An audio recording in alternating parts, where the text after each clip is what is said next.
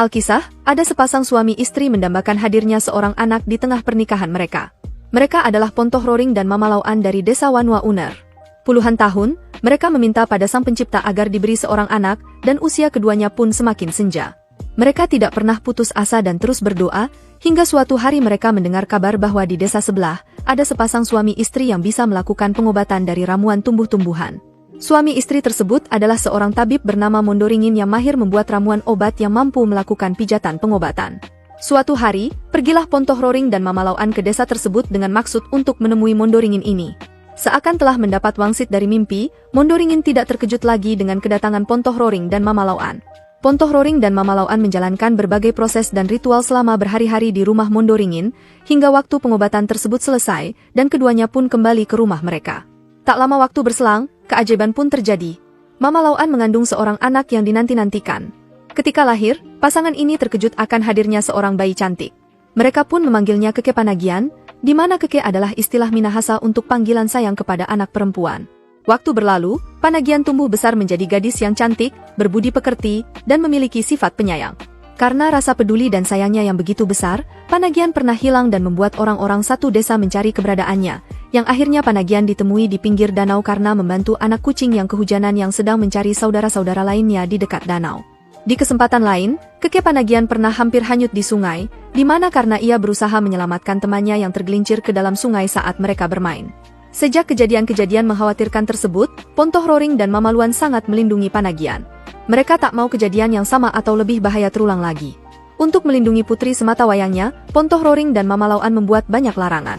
Bahkan di usia Panagian yang semakin beranjak remaja, ia pun dilarang bepergian sendiri keluar rumah terlebih di malam hari. Padahal, teman-teman seusianya kerap kali bermain bersama sekadar menangkap ikan di sungai atau menari bersama. Namun, berbeda dengan Panagian, ia lebih sering bermain di rumahnya bersama teman-teman sebayanya ketimbang di luar rumah. Hingga suatu hari Panagian diliputi rasa sedih. Di desa Wanua Uner, ada sebuah pesta yang paling ditunggu-tunggu oleh seluruh warga. Pesta itu adalah perayaan syukur seluruh warga selepas musim panen yang digelar sepanjang malam bulan purnama. Kali ini, pesta akan digelar besar-besaran karena hasil panen di desa Wanua Uner juga berlimpah-limpah. Seluruh warga menyambut gembira. Di pesta itu, ada sebuah tarian yang menjadi sorotan utama. Tarian itu adalah tari Maengket. Tarian tradisional Minahasa itu menggambarkan raya syukur atas panen yang berhasil dan kesuburan alam pada Sang Pencipta. Mengapa tari Maengket jadi begitu menarik? Karena tarian tersebut ditarikan bersama-sama oleh kaum muda-mudi maupun orang dewasa lainnya. Semua ingin sekali pergi ke pesta syukuran panen itu, tak terkecuali Panagian dan teman-temannya. Panagian tahu bahwa ayah dan ibunya pasti tidak mengizinkan dia untuk pergi ke pesta panen. Tapi Panagian tetap berupaya memohon izin pada ibu dan ayahnya. Sayangnya, Panagian sama sekali tak diizinkan pergi oleh orang tuanya. Jangankan menari Maengket seperti yang ia dambakan, pergi ke pestanya saja pun, Panagian tak diperbolehkan. Hari pesta pun tiba. Suasana di desa begitu ramai dan meriah. Dari pagi, orang-orang memenuhi tanah lapang tempat diadakannya pesta itu. Panagian hanya bisa mendengar suara keramaian dan orang-orang berlalu lalang dari balik jendela kamarnya. Semakin menjelang malam, suasana semakin ramai. Seakan menghibur diri sendiri, Panagian berganti baju, di mana ia merias diri dengan baju terbaik. Tidak sampai di situ, Panagian memberanikan diri menemui ayah dan ibunya. Di sini Panagian kembali mengutarakan keinginannya untuk pergi ke pesta. Namun keputusan orang tuanya tetap sama.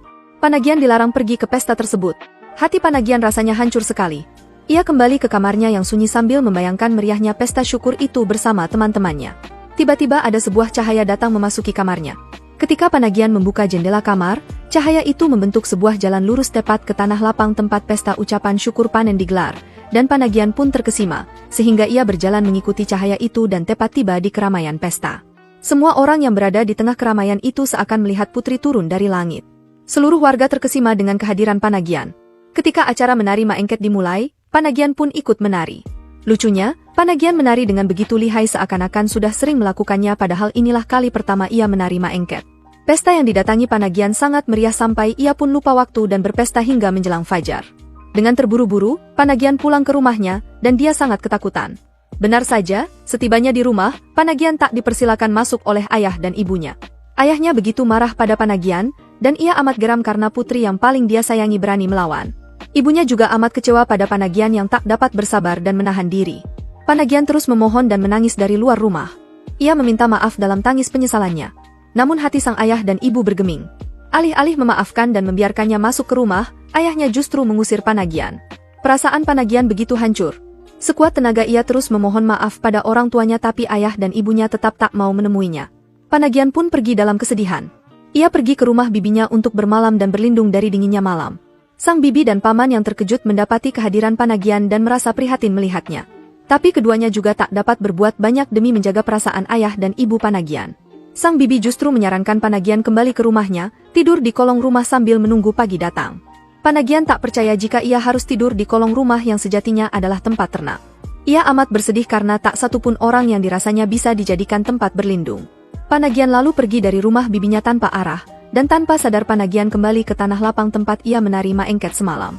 Di dalam tangisnya ia terus bertanya-tanya mengapa tak ada seorang pun yang membukakan pintu maaf untuk dirinya. Ia bersandar di sebuah batu sambil menangis dan meratapi nasibnya itu. Lalu, ada cahaya yang tiba-tiba datang dari langit. Keajaiban serupa kembali datang pada Panagian, dan sebuah tangga dari cahaya itu turun ke tengah tanah lapang. Seakan bersuara, cahaya itu memanggil Panagian untuk menaikinya, dan cahaya itu mengajak Panagian dengan lembut untuk pulang. Panagian seketika diliputi harapan, dan ia pun melangkah perlahan menaiki tangga cahaya itu. Ternyata sedari tadi, keluarga dan teman-temannya mengikuti Panagian dan menyaksikan kesedihannya. Pontoh Roring dan Mamaluan menyesali perbuatannya yang tak memaafkan Panagian. Mereka meminta Panagian untuk turun dari tangga cahaya itu dan terus memohon-mohon agar Panagian kembali, tapi Panagian terus naik. Panagian justru menyampaikan salam perpisahannya seraya terus beranjak ke atas hingga sampai ke langit. Sejak itu, penduduk desa Wanua Uner percaya bahwa setiap kali bulan purnama, Panagian menikmati pesta pengucapan syukur melalui sinar bulan.